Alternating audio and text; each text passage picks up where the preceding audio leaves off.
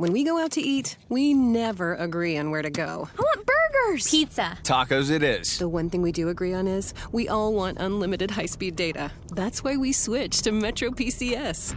Stop by Metro PCS with the whole family and get 4 lines with unlimited LTE data for just $100, period. Metro PCS. Wireless. Figure it out. Coverage not available in some areas. Requires new line. During congestion, the fraction of customers using more than 35 gigs per month may notice reduced speeds. Video streams at up to 480p. No tethering. See store for details and terms and conditions. Hi, need a ride?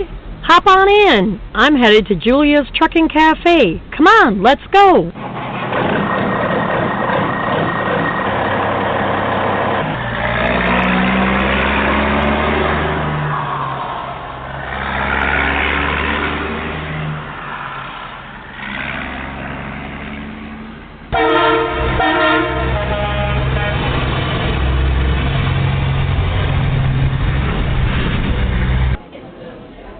Cool, we made it just in time. Come on, let's go get a seat.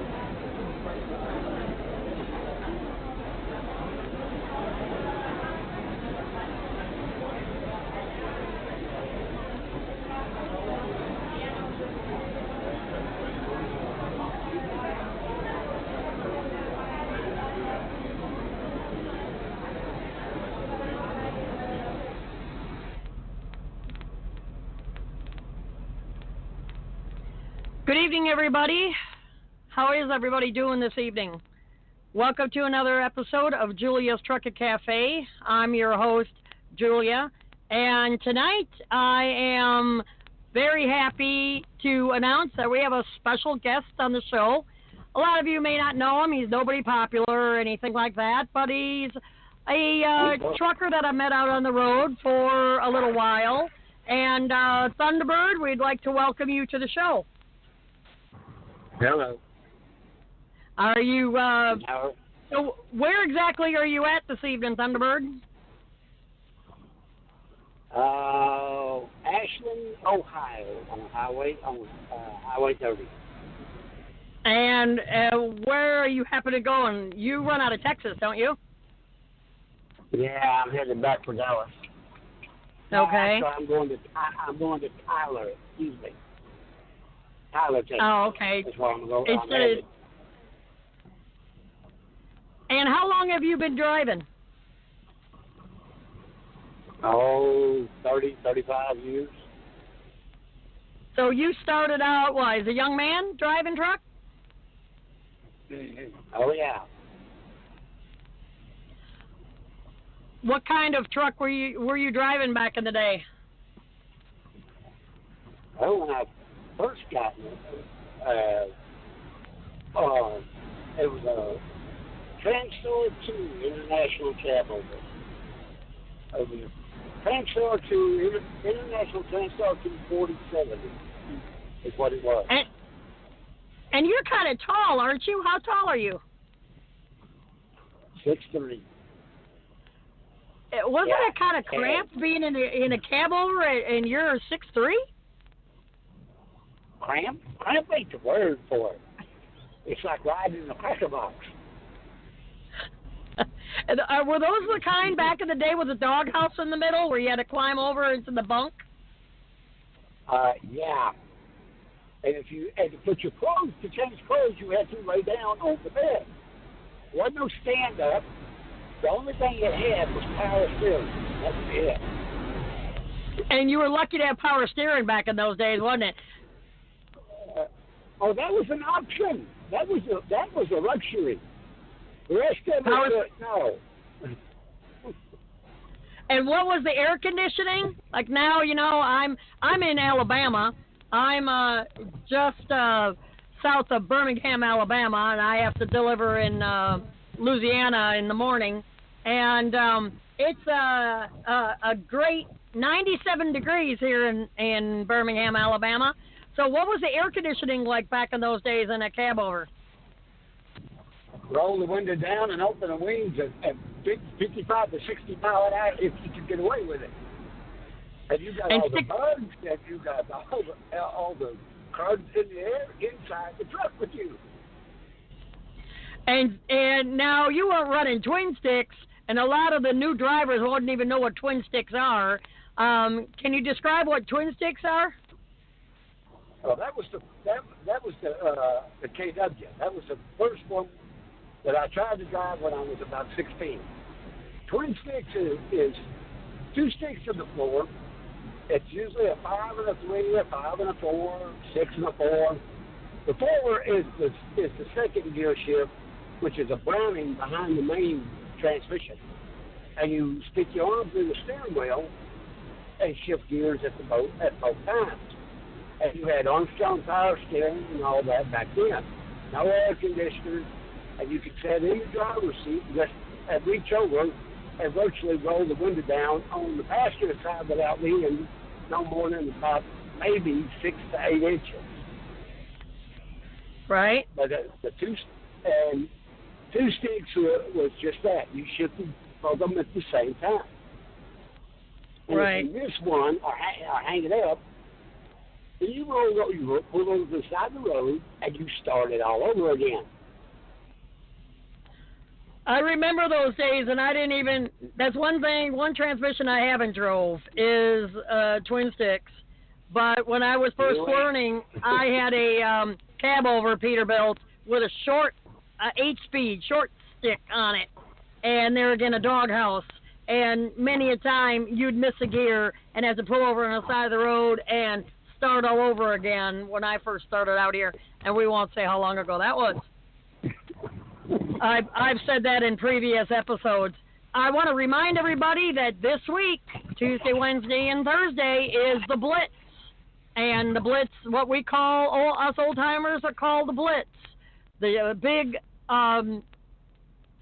inspection, nationwide inspection. They're going to be focusing on hours of service, ELDs. Keep your ELDs right. Don't have any violations, because what rumor has it is that they can still go back 8 days. Even with a 34-hour reset, they still could go back 8 days. What do you think about how would you set up, or how would you get prepared for this Blitz there at Thunderbird?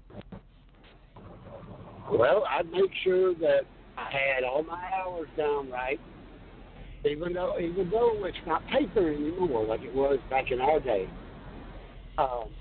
Like you said, they can still look at this and go back 8 days. All they got to do is plug in their computer to the port underneath there, and they can pull it up. Won't take but a second for them to do it nowadays. Make sure when you do your inspection, your fueling, you're supposed to be on duty. Make sure that you're on duty for that. And when you're off duty, when you do an inspection, make sure that you've done a right inspection. Check all your lights, your tires, everything. Everything you think that they're going to check, you check it. Because if they find something to put you out of service, they will. Not that they're being hard cases. That's just their job. But just double check yourself. You don't think something looks right? Check it. Then check it again. And make sure on your logbook everything's fine. Everything, whenever you're in the bunk, you're supposed to be in the bunk. If you've got to show on-duty loading or unloading or whatever, okay, fine, show it. That way they ain't got nothing to call you on. Now, normally when I show loading and unloading, I usually show no more than 10 minutes because I'm so used to paper. 10 to 15 minutes. Yeah. How long do you show when you're usually loading or unloading or fueling? I usually show about 10 to 15 minutes, depending on. Now, if I'm sitting in line, and a lot of this is done that, I'll go off duty while I'm sitting in line waiting for the fuel. Right. I'll go, and then whenever I hit the thing, or if I just pull up and I'm sitting just one truck, well, then I'll just go on duty. Go off driving, go on duty, and then I go ahead and take my 15 minutes, and then I'll go get out of the fuel line, park it, go off duty, and do whatever I want. But I'll touch my fueling, delivery, whatever you said, at least 10 minutes. Okay. And do you show scaling? Because there's an argument that, if for me, for example, I use the Weigh My Truck app, and by the time I get onto that scale, and it's my ELD is still saying that I'm driving because it doesn't even take a minute or two to put it on the app. So if you're gonna, I'm sure you're gonna scale out this load. I guess you just got loaded, didn't you? Yeah, just about. Let's see I don't even know what time it is. Or just before the show started. Yeah, I got loaded about 30 minutes ago, and I'm going up here to the nearest Catskill because I trust Catskill more than any of them, and I'm going to weigh my load because their scale said I was on the coast holiday. Okay. And yeah. And that's. But now I don't know how I don't know how you would show that on your deal because when I go in the scale now, I'm usually in church driving because I'm easing up to the scale. I pull on the scale, I weigh it, and then I whip around, I park it, then I go off duty. I don't know how in the crowd you'd show that on duty for a couple of minutes. The safety department here, the company that I work for, and I never try to mention names because I don't want any kind of prejudice or anything like that, or favoritism or anything. Our log department here says a minimum of 2 minutes you show on duty, and they even have a option in the comment section for scaling, just like they do for loading, unloading, or anything else. But a minimum of 2 minutes you're supposed to show for scaling. Whether I do or not, I'm not going to say. I'm not going to divulge. I plead the fifth on that one. It's my radio show. I can do that. But anyway, I want to ask you before we run out of time. Also, is what is the now you have a company, and I know a little bit about your company. That let's just say kind of micromanages you a little bit. What is one of the worst things that your dispatcher has made you do by far, so far while you're working for your company? One of the worst things? Yeah. Didn't you go through like a hurricane or something? The last hurricane that went through Florida, guess who got to drive across the Bay Bridge in the middle of it down at Mobile? When you say Bay Bridge, that was Mobile Bay Bridge?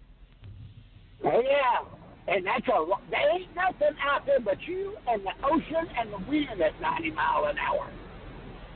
I went across the bridge on 9 wheels. And two spray. Boy, that was fun.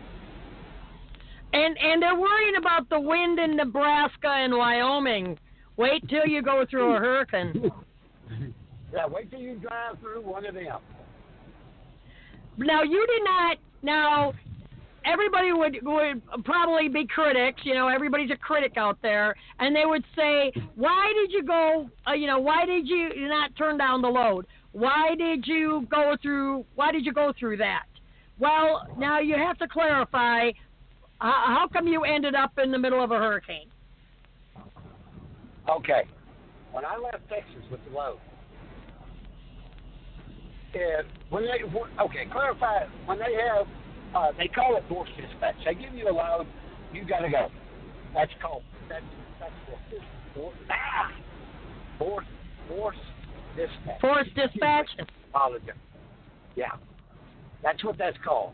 But see, I checked the weather. The hurricane was supposed to not even get there until I was already in Florida. According to the Weather Channel, I had 4 days. Okay. Well, guess what? The weathermen were wrong. It decided to hurry up a little bit, didn't it? A little bit. It saw me coming and said, "Oh, we got him like this." And it got me. And what time of the morning were you going over Mobile Bay? Was it the morning? What time of day, I should say, were you going across Mobile Bay? No, it was like 7 o'clock at night. No Oh, lights. okay. All the power was out across there, and the Bay Bridges would be pretty in the moonlight. I'm sure. I couldn't see 20 feet past the hood of the truck. I couldn't see nothing but sea salt or sea spray, and that was it. My truck come out nice and white on one side and clean. And so you are the only truck driver, I use the term loosely, Moron. going Moron. going across the Bay Bridge in the middle of a hurricane. Now, mind you, there is waves. Wasn't there waves or something coming over the bridge and stuff? And besides the wind and the rain blowing, wasn't there like some waves or something coming over? I don't know. I was too busy. Couldn't see? Too busy praying to God to see. I was too busy watching the road to pay attention out the right side of the truck to see the waves. But I'm sure they was blowing up over it because, I mean, it was in just sheets of water. You couldn't see anything. Right. Well, on another... Go ahead, I'm sorry. I'm just going to say, I ain't doing it again. Now, on another topic, Yes, the ma'am.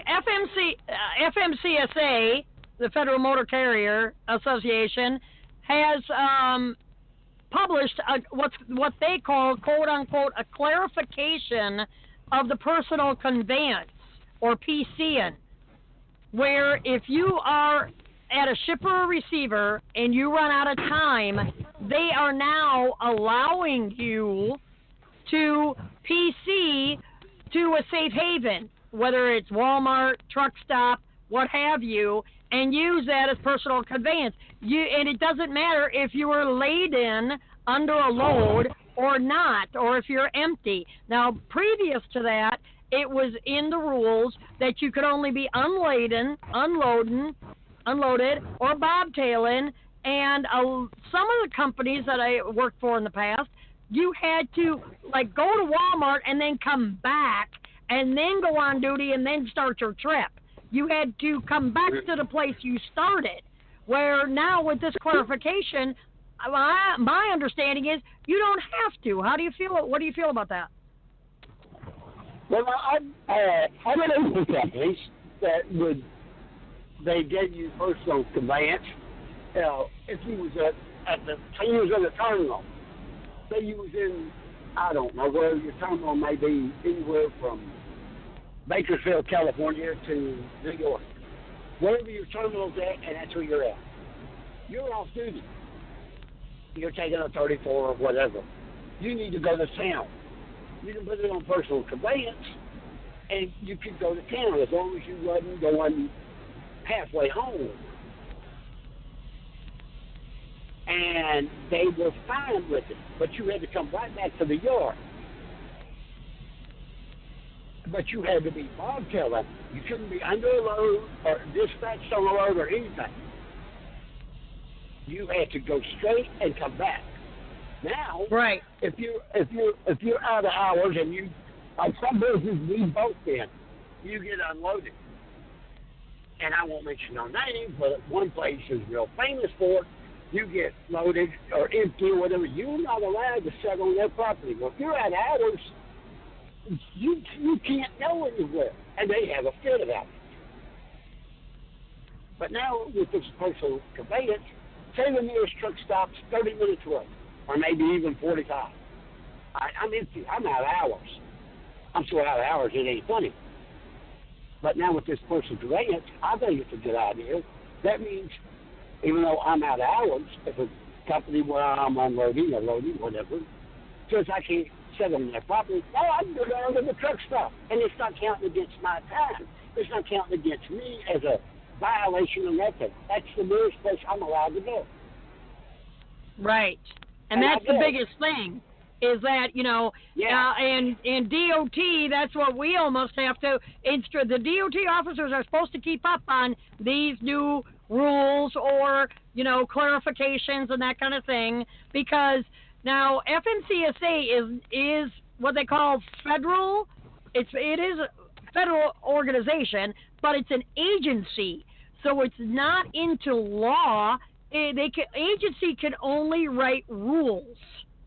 So it isn't that we're breaking the law, we're breaking the DOT rules and regs against hours of service. So I want to clarify that as well. Everybody thinks, or people may think it's law. They say it's law, but in actuality, because I used to be a paralegal, it's actually rules and regulations. So they can't, amend a law, but they can clarify it, put some clarity into it. And that just happened last week. Something I'm going to be researching, too, is that Assistant Director to the FMCSA, Martinez, was supposed to speak in front of the House, Senate, and Safety Committee. I believe it's Safety Committee, but the House Senate back in May, and I'm going to research and find out what those findings were on that. Another topic that I found was that and I have it posted on my cafe page and also my business page. I will be putting it in the description here on the show notes, that they have come up with a radar gun that can tell that you're texting. That's in CDL Life, so you could read that article. It's a new Falcon type of gun, and besides doing your target speed or anything, they can, a Virginia-based company is developing a new radar gun that not only detects speeding, but texting and driving as well. What do you think about that? Well, now, my phone has got this thing on it, and I can talk to the phone, and it'll text you, it'll type, it'll write out the words. Okay? And then I tell it to send this text message to, whoever. Okay? My company, my boss, or my dispatcher, my wife, whoever. What if I'm doing that? Do they count that as texting while you're driving? Right. Because that's go ahead. To me, texting is like these idiotic fools and these fool-wheelers, and I can say that on the show because they come up past me. I'm sitting up there running 65 miles an hour, and they're driving with their leaves, and they're texting away. Now, right. I'm not an idiot. Now, I think what you're referring to is what's called voice to text. I have an iPhone. Yeah. We have to have wireless headsets. I don't. I said it on a previous episode. I really don't like drivers using both earbuds. One earbud is fine, but not two, because you can't hear any horns or anything else because it makes surround sound like in your head. But I have a Blue Parrot wireless headset that all I have to do is tap it one time, and what I do is I say, message, Thunderbird, or message my girlfriend, or something like that, and Siri will come back and say, what would you like to say? And I dictate what I want to say. Well, according to the article, the phone emits a certain frequency, a radio frequency, and when a text message is sent, it emits a real distinct frequency, and that it's supposed to allow the officers to see the violation, not only the violation, but where in the car the text is coming from. So, which is supposed to get rid of drivers saying that, the passenger was texting for me. I have a texter texting for me in the car, or my kid was texting, or something like that. So I don't see how they're going to do that. I guess a lot more people are going to have to be using, voice to text or speech to text. How are they going to prove that? I don't know. I really don't know because I don't use mine, but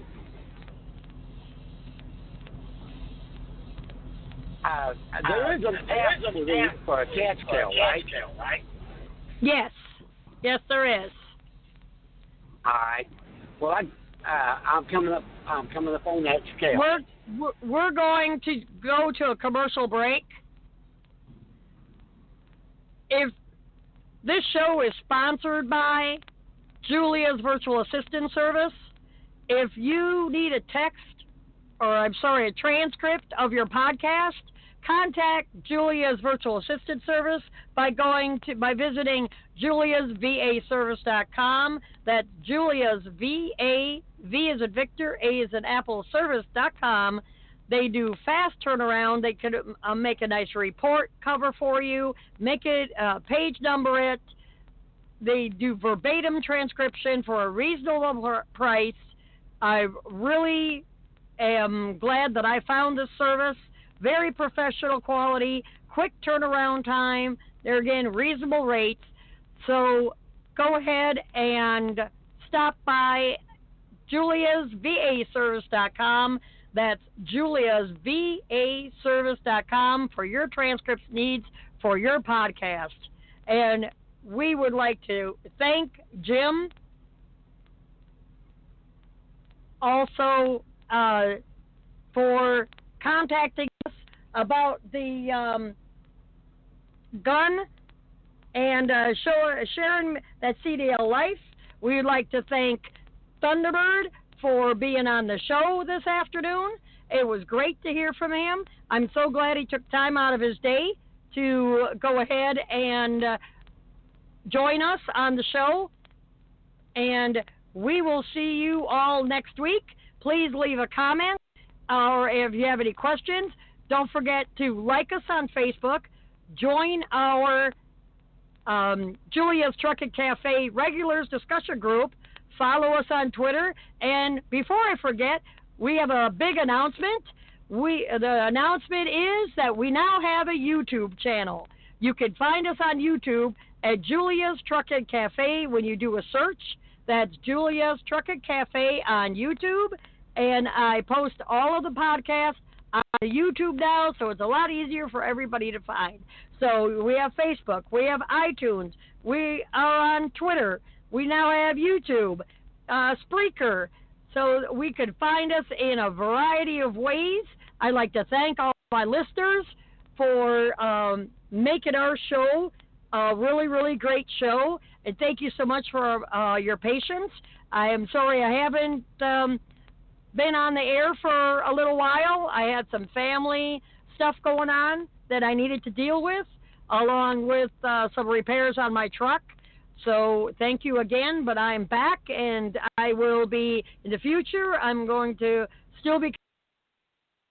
So you want to be a truck driver, so listen to, for those shows that are coming up in the future. And in the future, if you're a member of our discussion group, you will have firsthand knowledge of the new things that we are doing on our website. We're going to be adding new and exciting things to our website, putting a little humor side, and so we're not so serious. I've been getting some feedback on that it's just too serious, and you have to liven it up a little bit and have a little bit of humor from time to time or something like that. So we're going to be adding some stuff to our website, adding some things to our show.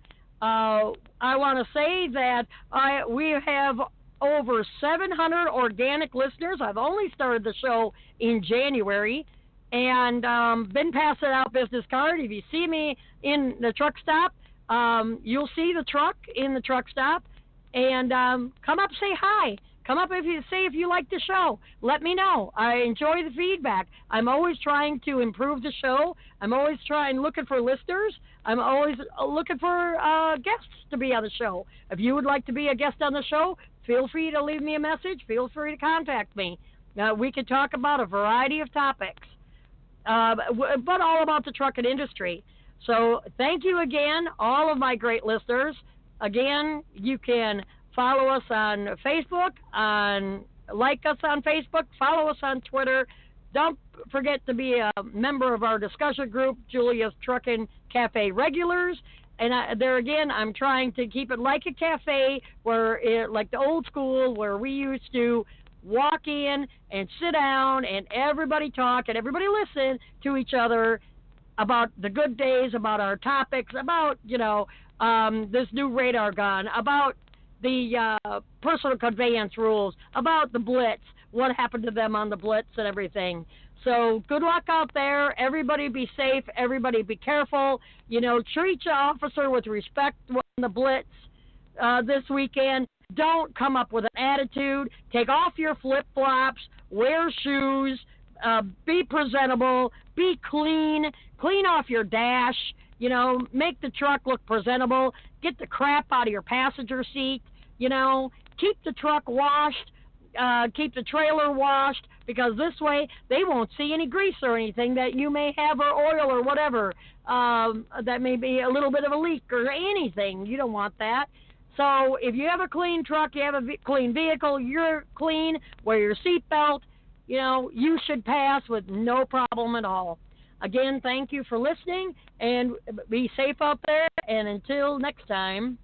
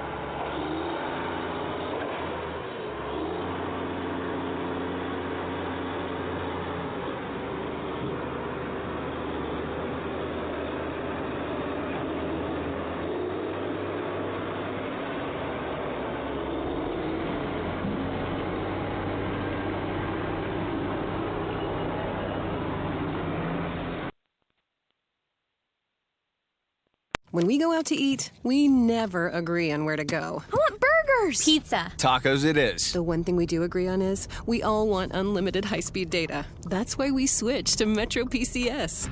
Stop by Metro PCS with the whole family and get 4 lines with unlimited LTE data for just $100, period. Metro PCS. Wireless. Figured out.